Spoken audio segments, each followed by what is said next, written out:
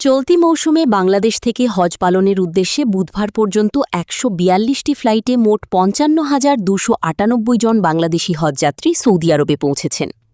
ধর্ম বিষয়ক মন্ত্রণালয়ের হজ ব্যবস্থাপনা পোর্টালের আইটি হেল্পডেস্কের সর্বশেষ বুলেটিন অনুযায়ী ১৩ মে সৌদি সময় রাত ২৩:৫৯ পর্যন্ত সর্বমোট ৫৫,২৯৮ জন হজযাত্রী দেশটিতে পৌঁছেছেন। এর মধ্যে সরকারি ব্যবস্থাপনায় ৪,০৭১ জন এবং বেসরকারি ব্যবস্থাপনায় ৫১,২২৭ জন যাত্রী সৌদি আরবে পৌঁছেছেন। চলতি বছর চাঁদ দেখা সাপেক্ষে ২৬ মে হজ অনুষ্ঠিত হওয়ার কথা রয়েছে।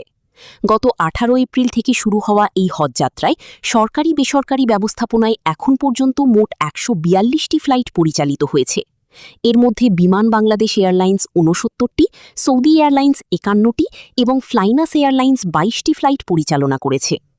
এদিকে বাংলাদেশ থেকে যাওয়া হজযাত্রীদের মধ্যে এবছর এখন পর্যন্ত ১৪ জনের মৃত্যু হয়েছে।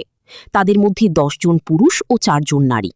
তাদের মধ্যে ১১ জন মারা গেছেন মক্কায় এবং মদিনায় ৩ জন মারা গেছেন। সবশেষ ১২ মে মারা গেছেন গাজীপুর সদরের নাসরিন জাহান ৩৭। ধর্ম বিষয়ক মন্ত্রণালয়ের তথ্য অনুযায়ী হজযাত্রীদের সৌদি আরবে যাওয়ার শেষ ফ্লাইট আগামী ২১ মে। হজের আনুষ্ঠানিকতা শেষে প্রথম ফিরতি ফ্লাইট শুরু হবে ৩০ মে এবং শেষ ফিরতি ফ্লাইট পরিচালিত হবে ৩০ জুন।